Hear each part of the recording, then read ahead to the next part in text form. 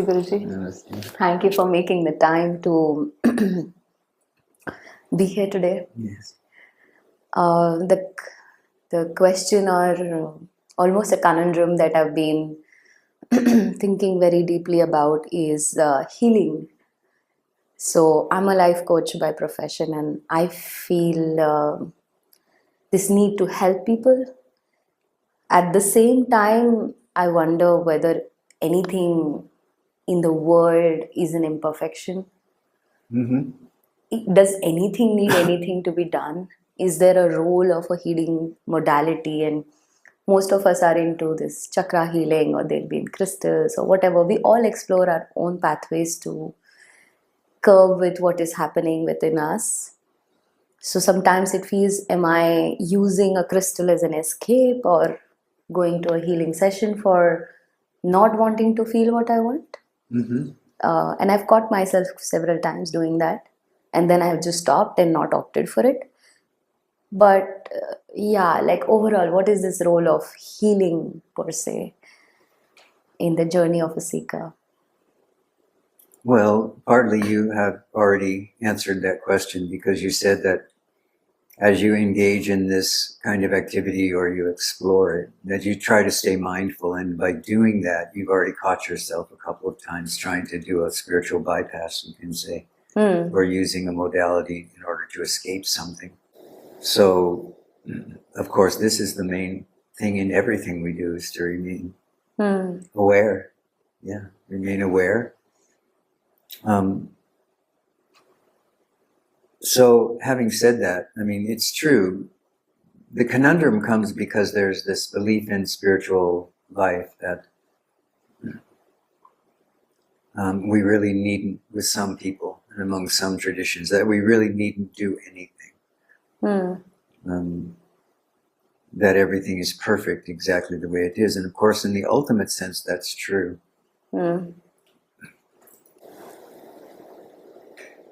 And even some Advaita teachers will say to you, just don't take anything personal and don't do anything. Yes, yes. But experience in my life shows that there are there are activities that we can engage in which bring us into relationship with this presence which we are, this deeper presence. And one of the things that can block that in the moment, just in the moment, not permanently, but in the moment, is pain or suffering of some sort. Whether that pain is physical, emotional, or whatever. And so, if our purpose, and that's what you can ask yourself, is what is my purpose in doing this? In deciding to follow some method or some modality to help relieve your pain and so forth. What is your purpose in doing that? So if your purpose is to avoid something, you've already seen that you can see that. Under some circumstances, you can see that.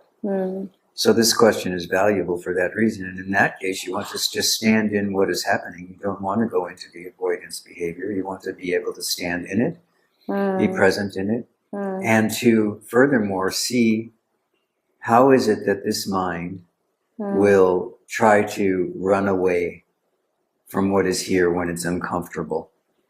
Because it's seeing the way that this conditioning works and the way that this samskara works in the mind, the way that this tendency works in the mind. It's seeing that ultimately will free us from it. So there is a purpose in standing in whatever is there.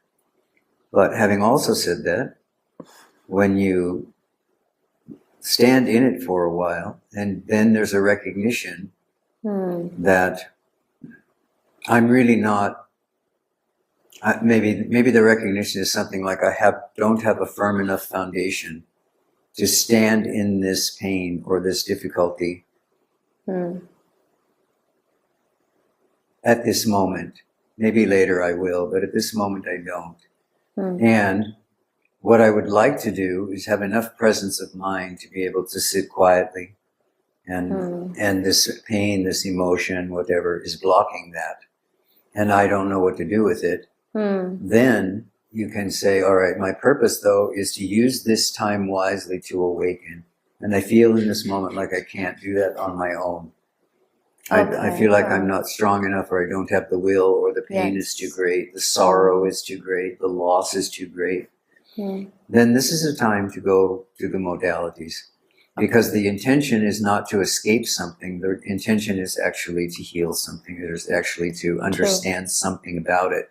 And have someone with some skill perhaps guide us through to an understanding. So it also happens that sometimes we see the healer itself, like the person could be in absolute pieces, but they are able to hold space for others. So that human capacity always amazes me, that I may be completely in shambles, but I'm able to hold space for someone else in spite of that. Yes.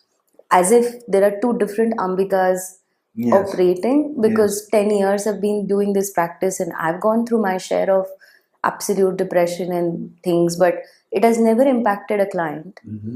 So I also see that there is human capacities which are sort of divine works through you when you are a healer. I was going to say, so you can see that what you're calling a human capacity is actually a divine capacity. Yes, exactly. And that divine it's that capacity, that ability to shift this sense of me and my problems from the center of attention and put it in the background. Yes. In order to be present for someone else. Yeah. I mean, sometimes it is you do this often enough and you will do it for yourself naturally. True. Like I find that sometimes that I might be spiraling down within myself, and if I have a session and I show up, after the session my spiral is obstructed by it, and for good. I can suddenly, I'm more, sometimes I'm talking to them, but it feels like I had to hear this. So I am speaking this for someone else. Yes, very good. So it becomes also a very good tool to... yes, and also a recognition of the true understanding that as human beings, none of us are in this alone. And that the energy that we give comes back to us as our own knowing. So sometimes, we are in a session, like you say, with someone, or giving satsang in some way. And what we find out is what we didn't know we knew. Yes. Because we hear ourselves speak it. Yes. In response to the need of someone else. It's a very interesting process, the way that it works. And also it amazes me each time because it's new and fresh. I really do not know what the client is going to say. Right. Sometimes I can have some idea because they're working with me for a while, but it's just fresh. And what happens in that moment is nothing to do with me. So sometimes I tell clients, if you want, then record this, because I wouldn't know what I said. Yes. Because it's a divine flow, but my I think my self-esteem gets entangled in the process of whether I am doing it and whether this needs fixing. Well, you call it your self-esteem, but in the historical way of looking at things, that's just a reflection of self-doubt. And self-doubt is a tendency which is a very, very insidious tendency, and it takes all the way until the end of one's sadhana or one's spiritual journey before this sense of self-doubt ends. And so you can say in a way that life is sending you these experiences that help you see through this self-doubt. And they, and the way that happens for you is that another person truly becomes a mirror that reflects not only what they're experiencing, but reflects back at you what it is you need to hear. Yes. In fact, I mean, I'm sure people listening to this would agree that whatever you are, you tend to attract the same kind of clients.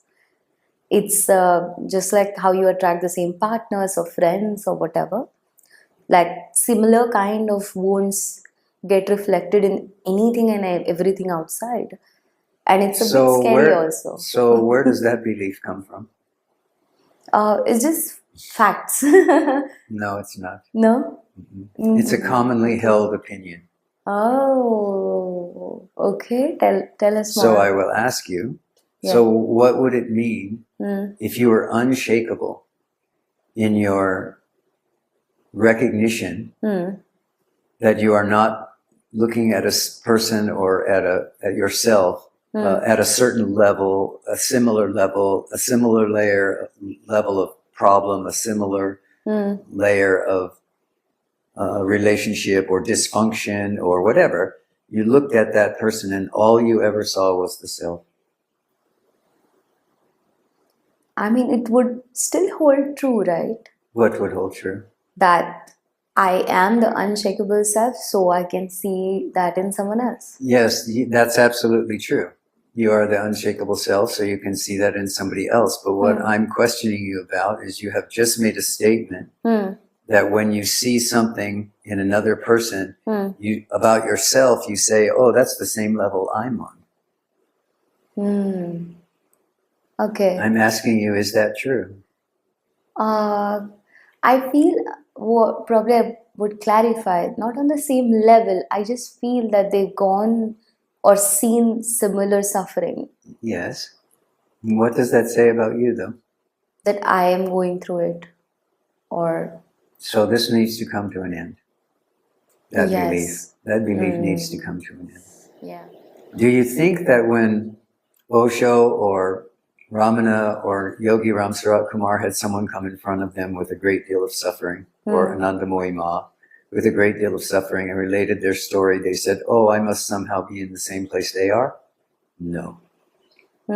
They reflected the self back at this person and said, "Yes, you are where you are at, but that is not true. What is true is you are the self." Now, maybe they didn't use those words. Yes, yes. They simply were there. Ramana most often, Sri Ramana Bhagavan remained most often silent.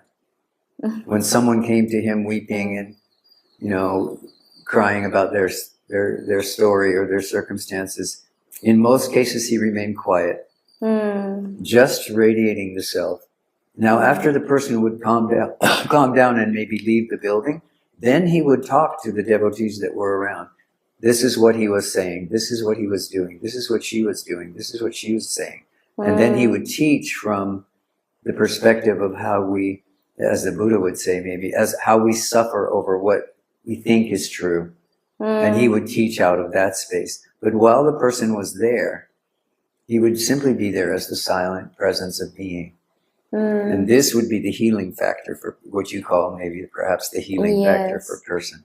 Yes. Because the thing that really heals another is really not so much a modality, or it can be. There can be, but what really provides the space for self-recognition, which is what I prefer over healing, what really provides the space for self-recognition is acceptance. If I accept you, if I love you, if I see you as the self, then there's only one thing which is inevitable, and that's self-realization. Everything else is just the prarabdha karma or the vasanas or the tendencies along the way. So while we move with someone, what we do is open the heart and open the space so that they can come in, feel that acceptance, feel that revelation of their own being, and then feel the way in which their trouble, their problem, their pain, their suffering begins to dissolve. Because it's ultimately the dissolution of this, of the problem. Yeah, whatever. And the problem not being necessarily physical pain or emotional pain, the problem being identification with the body-mind. And as I'm here, let's say, or as Bhagavan was there, or someone is there, and I'm just allowing the person to be in the space they are in until there's an opportunity to say, but you are not that. Can you see that? If you know you are not that, then you can ask yourself the question, then who am I, or what am I? Or what is aware here? And you can begin to understand something about who you are in truth, not about who you are in terms of the story or levels or positions or pain or... I find sometimes this inquiry to be quite harsh. I wouldn't say violent, but almost violent if it is, if the mind is very identified and there's a lot of sadness and there is a lot Mhm. of emotion, Yes. to inquire into that fire, to sit in the fire requires a lot of courage. And I think that is when we seek out and we come to Rishikesh or Tiruvannamalai Yeah. or go to a guru. Yeah. But to sit by oneself and to have that capacity or to come to Yes. that point becomes very hard Yes. for most people. And that is when I feel also that these healing modalities kind of become the bridge. They soothe a little bit. I have used that, I feel, and then Mhm. you're a little Yes. more centered, you have more grip over the problem or whatever is happening, and then you can maybe proceed to do the real work, sort of. That's absolutely true. And that's why I said there is this moment where you have to realize that what is the purpose that I am in this moment? Am I in this moment because I want to use this moment to awaken? And if I am not able to do it myself, then what do I do? You say, I can go to a healer. That's absolutely true. You can also go to a swami. You can also go to a sage. You can also go to a satsang. Whatever the modality is, what's the purpose of that? What's the purpose of going into a spiritual modality? Whether it's a spiritual healer, a spiritual psychotherapist, a guru, what's the purpose of doing that? Yeah, like just to get a grip on the issue, honestly, for me. It's actually, well, for you, you're saying it's to get a grip on the issue, but if you look at it more deeply, it's actually not to get a grip on the issue. It's to get a grip on the self, which is underneath the issue that is masking the self. Absolutely, yes, of course, yes. Ultimately, yes. No, Yeah. I'm not talking about ultimately. I'm talking about in the moment. The only thing. Yeah, I'm not. Yeah, and this is why it's important. Like for instance, in satsang, or when you and I have talked privately, this is why it's important. Sometimes you sit and talk with a person for 2 minutes, 3 minutes, and you point directly at the self, and they go, "Oh yeah, yeah, I see that story." Another person comes in, and you literally let that person talk for an hour, for 2 hours, and then at some point you say, "Do you see who you are?" And they say, "Oh, yes, I see. I've been wrapped up in this story for the last hour or the last hour and a half, and I'm not that." No, you are this awareness, which is, you have all this period of time while you have been describing this problem, this pain, this suffering, this relationship issue, you have been experienced directly the way in which the conditioned mind causes this body mind. That's the personal aspect of it. This body mind to suffer. Do you see now that when the energy runs out on that, you can let a person talk their way through all that energy. They can just talk it through. You know, this is what a good spiritual psychologist does. Yes. They can talk their way through it. And I often let people do that. And in the end, they see that their thoughts and their responses, their reactions, their emotions were being driven by this restless energy or this difficult energy, and but it wasn't as deep as they thought it was. No. They talked their way through it in 15 minutes, or they talked their way through it in an hour. And now they feel peaceful and calm. And then you say, "Yes, welcome home. You are back. Good." With that journey from the point where they come and to the point where they are aware, Yeah. is that, I mean, is evolution a way to shorten that journey? Or that stops happening at all in a realized being? That there is just no story whatsoever? Well, I don't know how it is for realized beings, but I know that there is a moment that comes that I have experienced where, and I don't call this anything but a moment. There's a moment that comes where there's just not any ability anymore to believe what the mind is saying. Wow. There's no ability to believe what the mind is saying. Because there's so little identification with me or with mine. Wow. There's so little identification that even very difficult things can come. Wow. Yeah. And while they are here, there's no denying that they are difficult. Oof. But the mind doesn't engage them. It's just, it becomes in the same way that we cultivate a habit, say, of sitting in silence or meditating or whatever it is that we do for our sadhana, it becomes our habit eventually that instead of engaging in what the mind is saying about what the actual real world experience in ordinary life is, the mind doesn't go there anymore. If the mind starts to go into some sort of a opinion or belief about what is actually happening here, there's a strength in that causes it to simply retreat back into itself. Now, this is not something I am doing. This is not a practice anymore. This is the foundation of understanding that comes from insight. It comes from deep understanding. It comes from comes from periods of meditation and silence. This insight comes and one sees that nothing can be solved by the mind going out.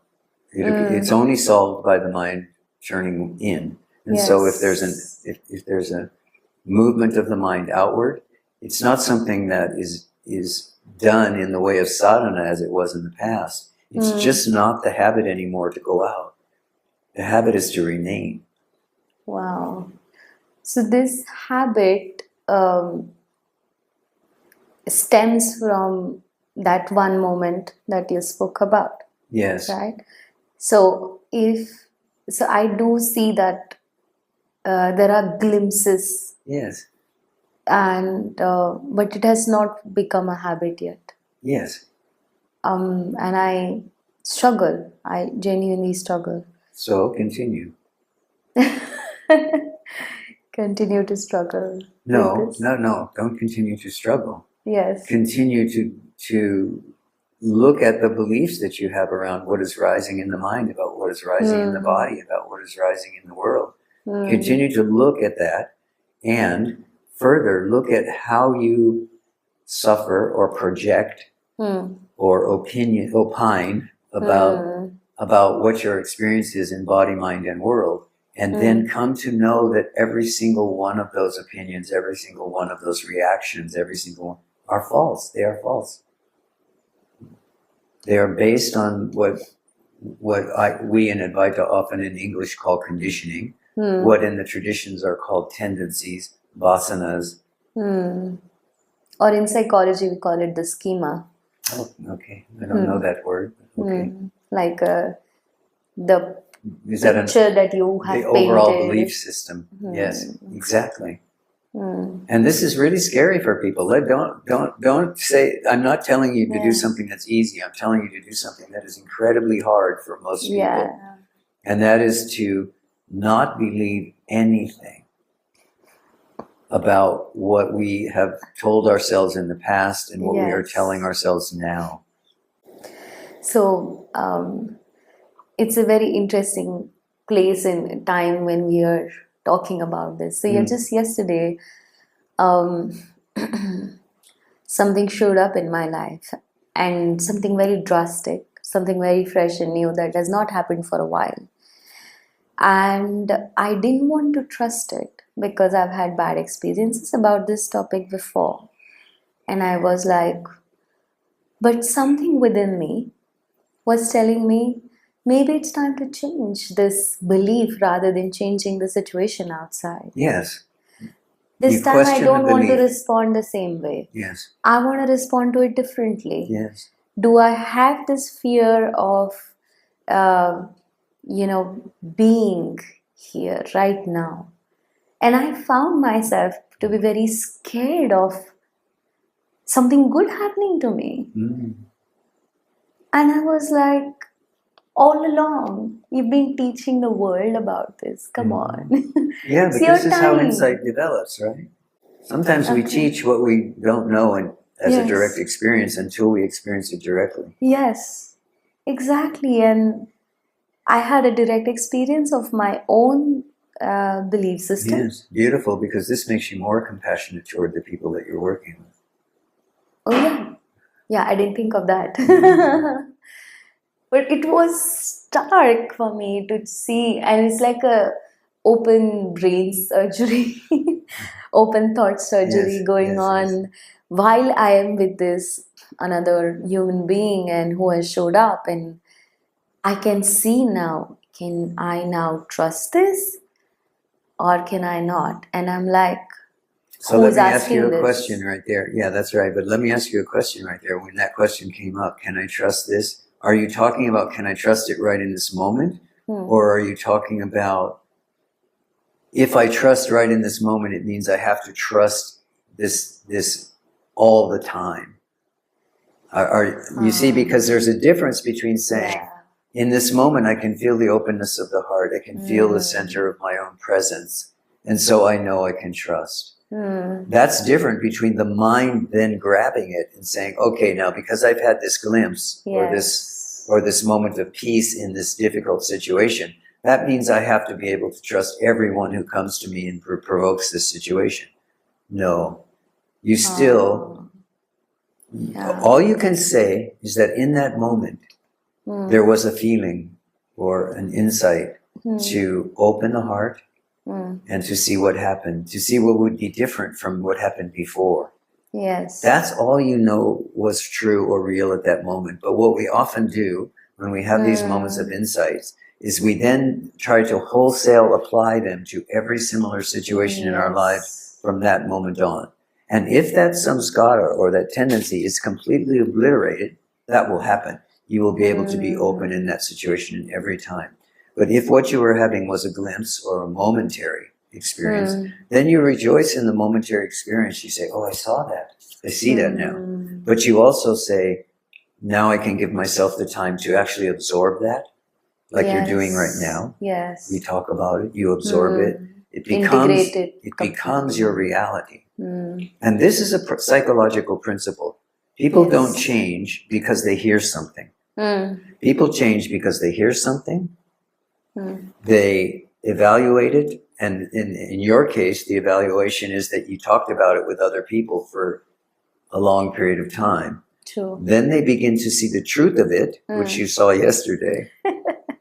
Then when they know the truth of it, then they begin to adopt it as their way of being in the world, which was different from how they were when they started. So you see, this is a process.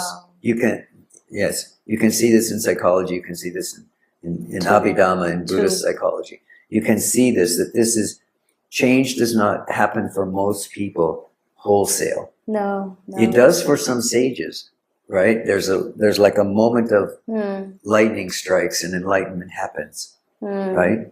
And everything changes in that moment. But even for the Buddha, he had many of those insights and many of those moments of lightning strikes and many deep resolutions. But he still sat in silence for many years. And even after the time that he said, Bud, when they asked who he was and he said, awake, even after that time, he didn't wholesale try to turn everything into a moment of awakening.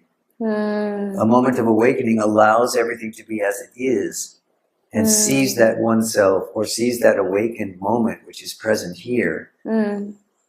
But whether it's being fulfilled in the experience or in the moment, who knows? Also, like what you said, it's so striking because the past, how I relate is one thing happens and this is how the world is. Or now this is how it is, so this is how it's going to be. Yes. It broke both my concepts. Correct. The past and the future. Both of these things, those were also the moments of individual moments of how they happen to be. The future will also have these moments also. So it's like saying life is a series of now, and now. Yes. I don't know if I'm articulating. There is no past. There is no future. That whole structure is built on this is how it is today, so it's going to be like this after. Correct. This is like the tendency. And understand what you're saying. You're saying this is how it is now. So you're not this is the attempt of the mind. So you've seen that there's a necessity to let go of the past and there's a necessity not to go into the future. Yeah. But if you actually say this is how it is now, that's the mind trying to solidify the present. Because now does not solidify itself into any phenomenon or any object. It's just not possible. It's just rolling on all the time. There is no past, there is no future, there is not even a present. This is the true definition of now. But it's very gut-wrenching for me. Well, of course, this upsets one's whole heart. Yeah. It's like my gut wrenched when you said that, because Yeah.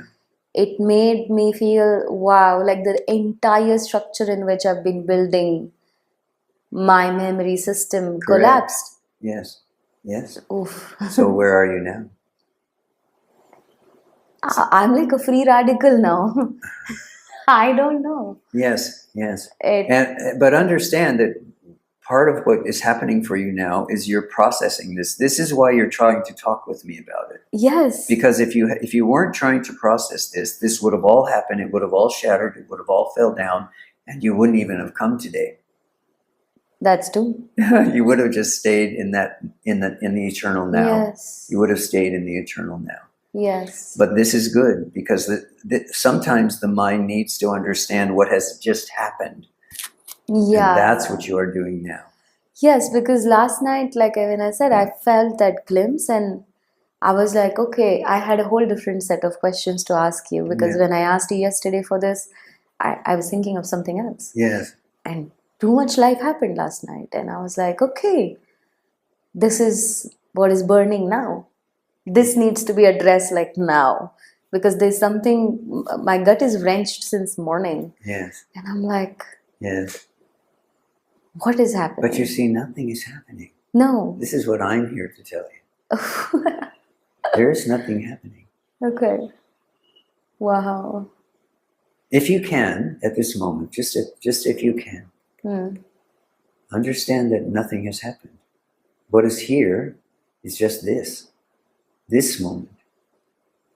Nothing has happened.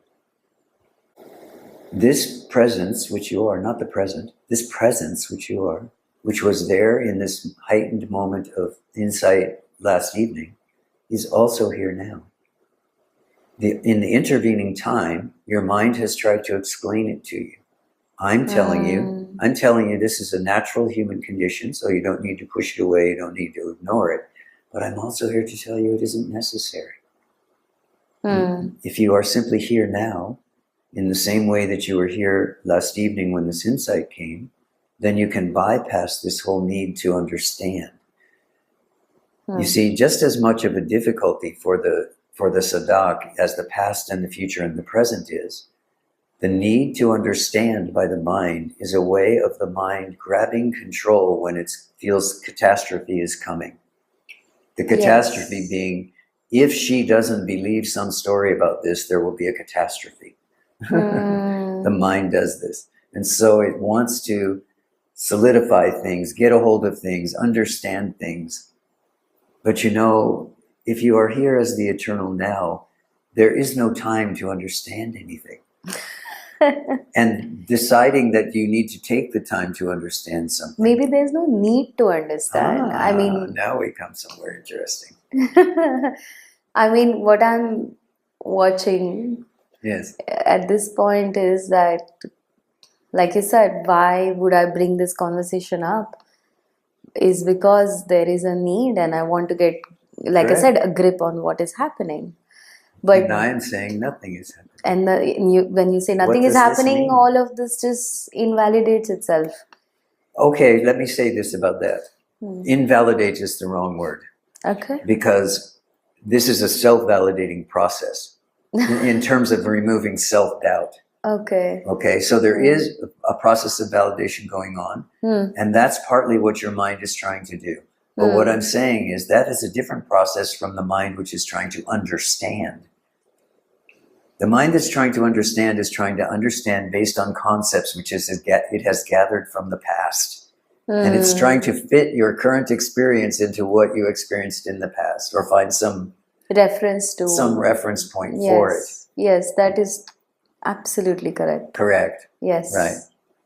If that becomes not necessary, there's an acceptance that's happening. There's a settling that's happening. There's a relaxing that's happening into this new way of being here now, Wow. which doesn't require understanding. And it's in that settling that this kind of, I'm using this concept, it's not really true, but it has this flavor. This kind of self-validation begins to happen. In other words, there's an internal knowing rather than an internal doubting. Understand that when we come to thinking we need to understand our experience, we need to have some knowledge about what happened, we are in that field of self-doubt. If we are in the field of deep acceptance, oh, I see now, okay, yes, I don't need to do anything else. Now we are in a deep field of self-acceptance, and we don't need to understand anything.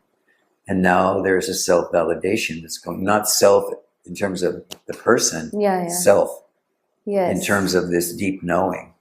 It's like another glimpse then. Correct. Then the glimpses begin, and if you allow this process to happen, the glimpses begin to happen more and more quickly, closer and closer together, until the glimpse becomes the foundation. And it's not a glimpse anymore. It becomes, as I said, it's the default.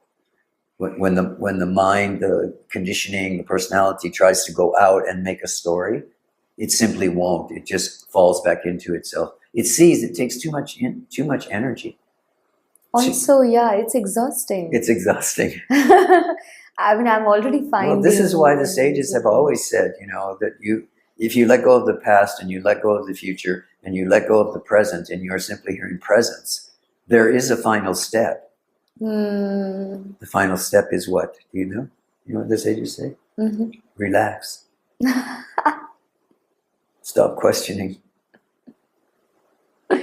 No past, no future, no present. No present also. Relax. If you relax, you're here now. Only here now. And this you is not the here now, right? There is no you in that here now. There is only here now. And the last thing to do is relax. And you can see this many times in devotees that they have done a fairly good job of realizing they are not the body, they are not the mind, they are not the past or the memories, they're not the projections or the forward-looking thinking.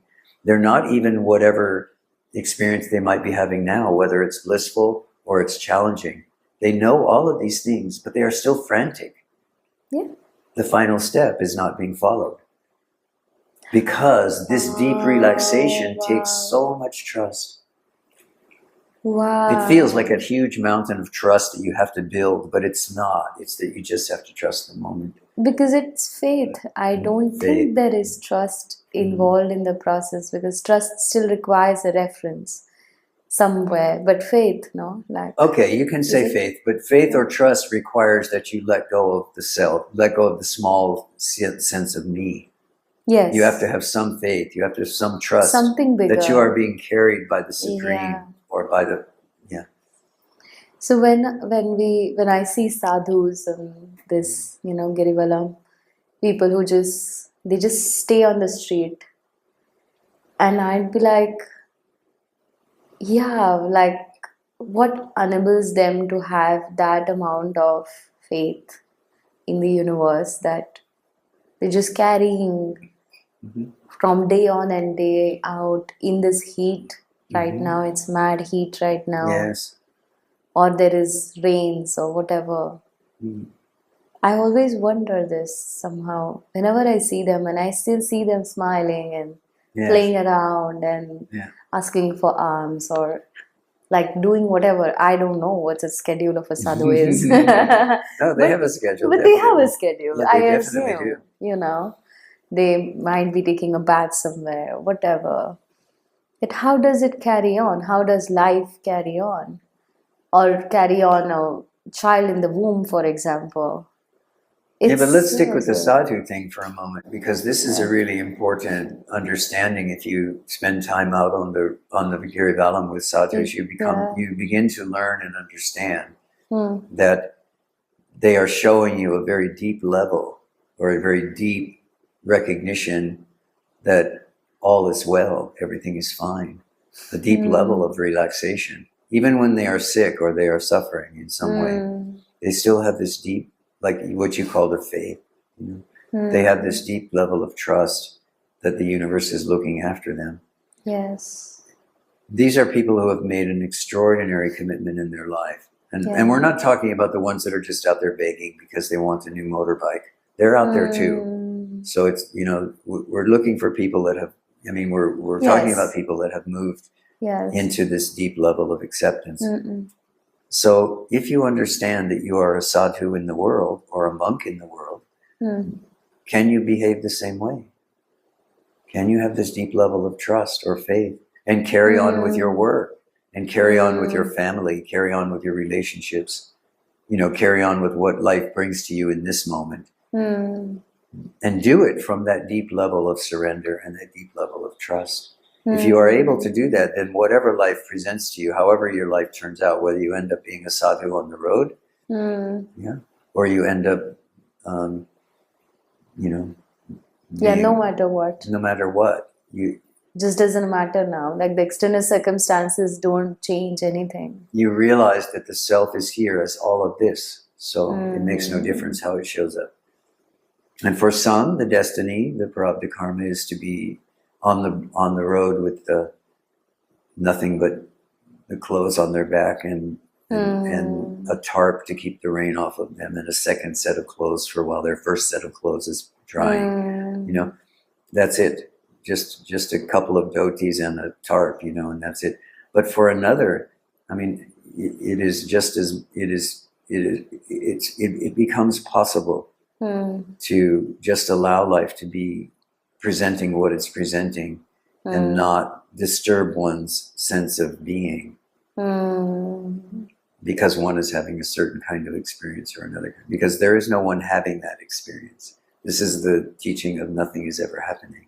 If you come to the place where nothing is ever happening, then you end up on the road because you end up on the road, or you end up in the one seat in the front of a satsang, small or large, because that's the way of life right now. Wow. It's not a choice. You're not. The sage doesn't cling to being the sage. The sage most often will say, it has nothing to do with me. That's what they say. Okay, so they are here. Okay, that's what they say. But that has nothing to do with me. I am the self. Wow. I am the supreme. Whether I am alone in the forest, I'm a beggar on the side of the road, as Yogi Ram Charan Kumar would say. This beggar. He always called himself this beggar. And he maintained that attitude until the end. That he was nothing. That what was happening through him, including his devotees and the ashram, all the work that they do and all of the people they feed and everything, that this is the Father's work, not his work. He is the beggar on the side of the road, always. Yeah, and he stuck through it. Like, no matter what you ask, if you see any of his answers, he would just say, Father is doing it. Father is doing it. Like, it was always like in a Not my third person expression. It was never, didn't even say I am. No, For that's that. right. Like, it was, I find it even more fascinating that there's just no ownership whatsoever in any word he's ever spoken. Like, it used to boggle me before. Now I'm at least okay with it. I don't think I'm there yet to understand or I feel it.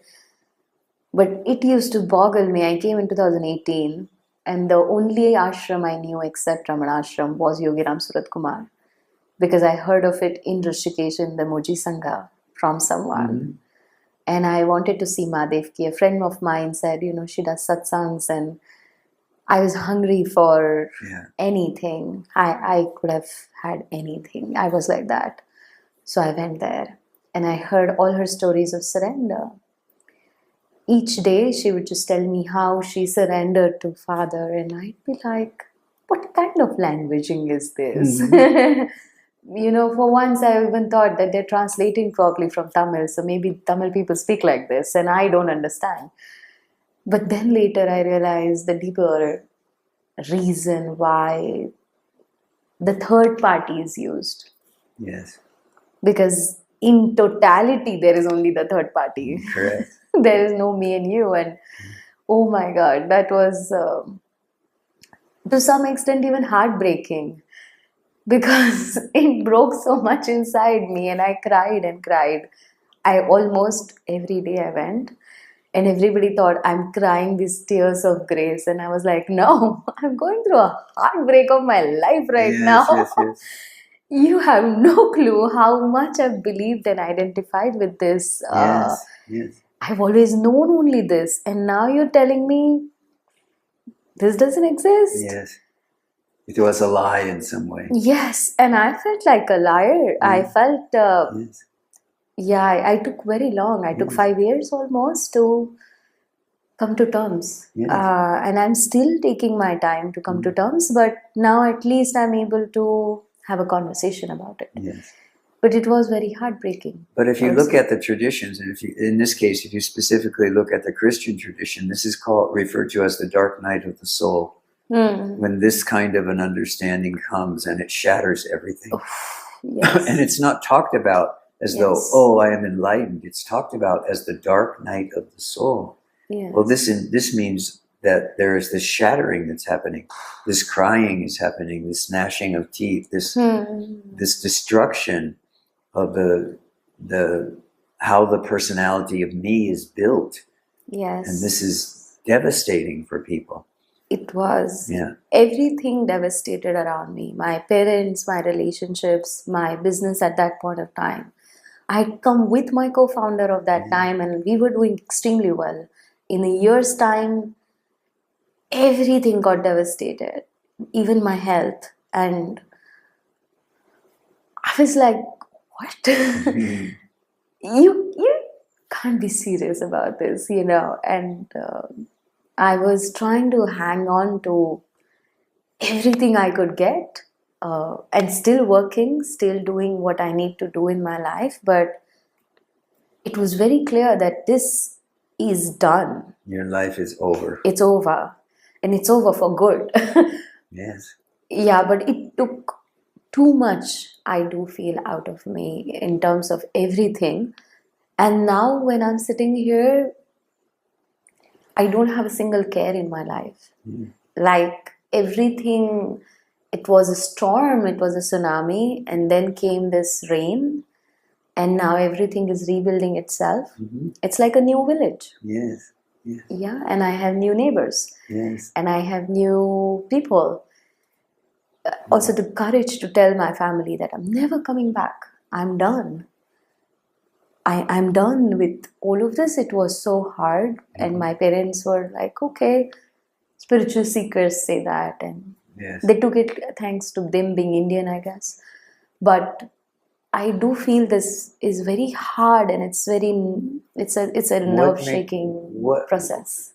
So is there some part of you that feels like it shouldn't be this hard, or I shouldn't have to? Yes, I feel it should be effortless. Very good, because that's where you can do your best work now. Who feels like who is this I that feels as though she shouldn't have to go through this, that it shouldn't be this difficult for her? Who is this one? Wow. Here comes another one. Yeah, but you are ready. And you have support around you now. Yes, yeah, I can let go. Yeah. Yes, I see what you said. Yes. Then who is also feeling the peace, right? Yes, of course. If you weren't, you wouldn't be able to continue, quite frankly. So understand that you are given in this quest, you can say, to nowhere. You are given both bliss and pain in equal measure. Yeah, like I was just telling a friend that if I were to write a book, I would write a book called Grief and Grace. Yes, exactly. It's an equal amount of things. Yes. How much grief I've received, that is how much miracles, grace, synchronicities, and life has been completely magical. And I'm like, am I interested in both now? Like, Are you interested in both, or are you interested in the end of both? Yes. Like, I just want the cycle to end now. Earlier, I would be very painful. Huh? How does it do that? Just to step out of it. How does that happen? Now that the grip is loosening, I can see how. But I am Not able to report right now. Oh, But I do see what you're saying very well. It's like that singing note that I don't sing. so understand that Like that. so understand that what has to ultimately happen is there has to be this recognition that grief and grace Mm. are the same thing. Yes, like it has the exact same fabric. Yeah, It's so not different. right. And that annoys me. That annoys the Very hell good. out of Yes. me. Yeah. That it's the And who is this same me? fabric. Who are you referring to when you say me? Definitely my mind. Definitely my person. My person is so Or personality and claustrophobic in destruction? the process. Yeah.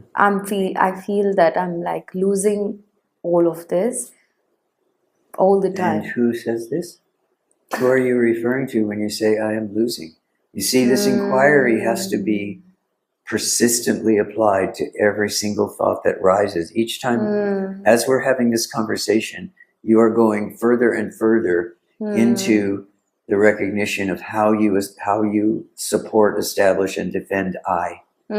Yes. And every question Yes. I'm asking you is asking you Yes. to look at the way in which that conditioning is structured in your belief. Yeah, everything is peeling off one at a time. Yes, Yes. exactly. Exactly. But this is somewhere a very deep relaxation, like what you said to this whole conversation, Yes. which is, yeah. Yes, well, you see, it becomes easier when you have someone who is guiding you in this understanding, so that when they say relax, and there's already a trust that's building between us, so that when I say these things, you naturally now you want to explore them. You want to see, is this true what he's saying? You're not trusting me as a person. No, You're no, trusting yes. that you can look at these things and know for yourself, is this true or is it not true? And if it is true, you will begin to adopt it. You'll begin, when you leave here, you won't feel as peaceful maybe as you feel in this moment when we are exploring it, but you will begin to look around you and see how it relates to the world around you. And then this is this process of coming to understand in a deep way that if you are always asking, who is this me? Who am I referring to when I say I? This is not a harsh process or a difficult process. It's just one that needs to be persistently undertaken in a gentle and affirming way. And eventually you come to see that all of it is going on in its own way, and that there doesn't need to be a me. There doesn't need to be an I to whom something is happening, or through someone that it's happening. It is all simply happening. And it can be trusted. And you don't need to take up a me position to defend something.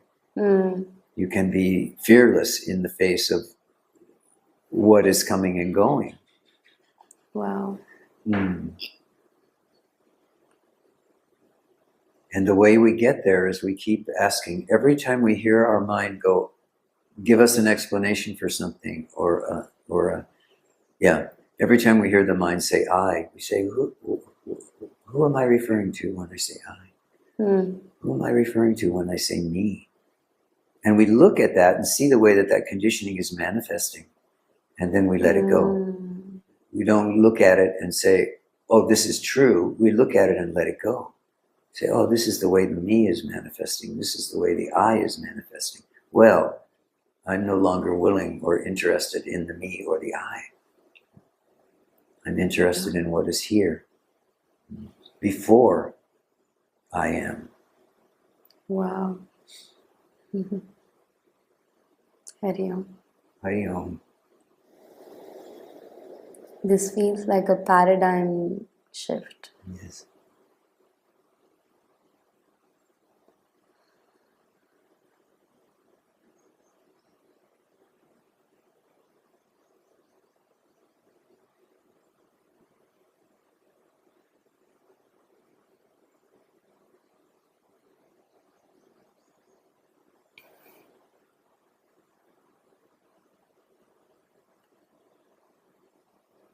Remember that you don't need to understand.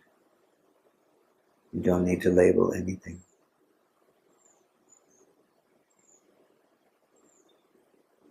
Before I am, there is just aware. There is just Bud. That is it.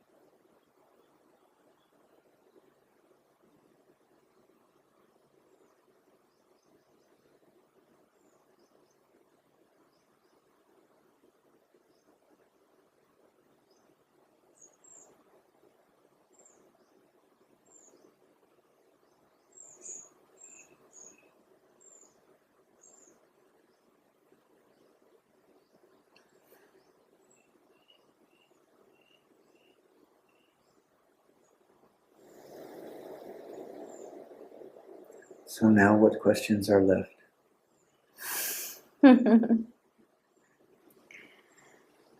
um, Yeah. it that was a different paradigm where the questions were. No, here, I mean, the questions are there, but they don't need an answer anymore now, because it makes no sense Very to good. question anything. The questioner is on a break. Well, the answer is actually in this peace and in this ability to not know. Yeah, what This struck is the me, answer to all the questions. yeah, like this, what struck me was that you can trust all of this. Yes. I feel all this while I was not trusting what was happening to me, because I felt I could do something different, be something different. Something different has to happen. Yes. And this just made me feel, yeah, like I can trust what is happening and Yes. it's okay. And in the silence, I also somehow, some memories popped up when things have just worked out really. I mean, I didn't know most of the journey I was about to take. I've been traveling like this for 14 years and everything has always just happened. So maybe this was always the nature of life, and I've there were parts of me that did things and there were parts of me that happened. But in general, everything just happened. Yes. Yeah, so everything just happened to me and everything will just happen to me as it wants to. and I have actually no control over it. So if you want to move into this no past, no future attitude, then you have to recognize not only that you are learning to trust, but you have to recognize that you are fearless. This is so important. And what I mean by fearless is, for some people that can be a very fierce thing, like a Kali kind of energy, very fierce. But for many people, and in this circumstance, what I'm actually pointing toward is that if there is a fearlessness here, there is just relaxation. You don't have, there's nothing to defend. Exactly. And Like whatever comes, I'm comes. not against anything. Correct. I'm just There's no losing pushback. the pushback. Have no opinion. Yes.